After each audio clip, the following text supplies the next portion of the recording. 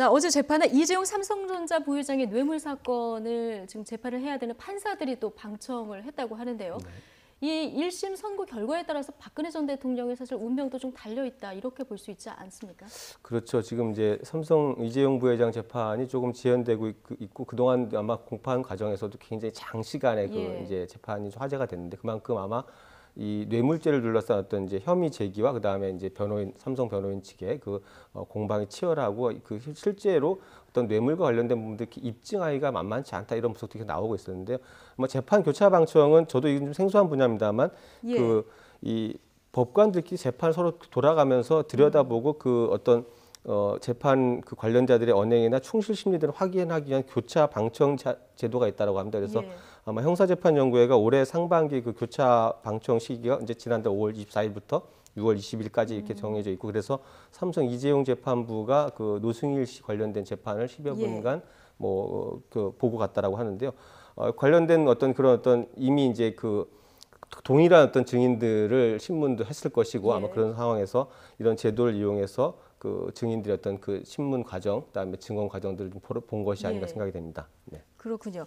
그런데 이재용 부회장의 1심 선고가 당초 처음에는 한 5월쯤 나올 것이다. 그런데 계속 지금 미뤄지고 있는 그런 상황이거든요. 좀 늦어지는 이유는 왜 그렇다고 보십니까? 원래 특검법에 의하면 기소된 지 3개월 만에 이제 선고를 1심 선고를 해야 되니까 그렇게 얘기를 하고 아마 변호인들도 이제 이재용 부회장한테도 그렇게 얘기를 했던 것 같은데요. 이제 시간이 길어지면서 당사자도 힘들어지고 다들 힘들어지는 건데 이건 어쩔 수 없는 게 이 관련자 그리고 공범으로 지금 이제 혐의가 이렇게 기소가 된 박근혜 전 대통령이나 또 관련자 최순실 씨가 특히 박근혜 전 대통령이 기소가 늦게 됐기 때문에요.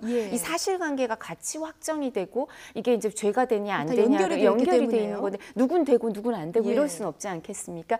그러니까 이 부분에 대해서 일정 부분 늦춰가면서 1심 선고를 지연시키면서 박근혜 전 대통령의 재판이 어떻게 되는지 살펴볼 수밖에 없거든요.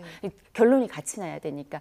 근데 이제 이거는 또 그 박근혜 전 대통령은 늦게 기소가 됐기 때문에 그리고 그 삼성 사건 말고 다른 사건도 많거든요, 혐의가. 그러니까 다른 사건까지 하다 보니까 재판이 늦어지고 그러니까 이재용 부회장 재판도 늦어져서 1심 만기가 8월 며칠일 텐데요. 8월 뭐 20 며칠일 텐데 그때까지 선고가 날 수 있을지 없을지. 박근혜 전 대통령의 재판은 10월이거든요. 네, 10월이니까 그때까지 지금 일주일에 한 3일, 4일 재판을 해도 10월에 1심 선고를 겨우 맞출 수 있다는 건데 그래서 선고 기한은 안 지켜도 되는 겁니다. 아니요. 이 6개월 구속 만기는 꼭 지켜야 됩니다. 그러니까 구속 만기는 지켜야 되는데 선고는 그 뒤에 할 수 있지만 1심에서 구속을 할 수 있는 기간은 6개월밖에 없었어요.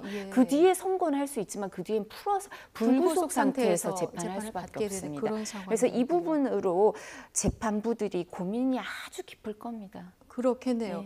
좀 늦어지는 이유에 대해서 뭐 결정적인 증거를 지금 특검 측에서 못 내놓는 거 아니냐 그런 분석도 있었는데 사실상 뭐 여러 재판이 연관돼 있기 때문에 그런 측면이 강하다 이렇게 볼 수 있겠군요.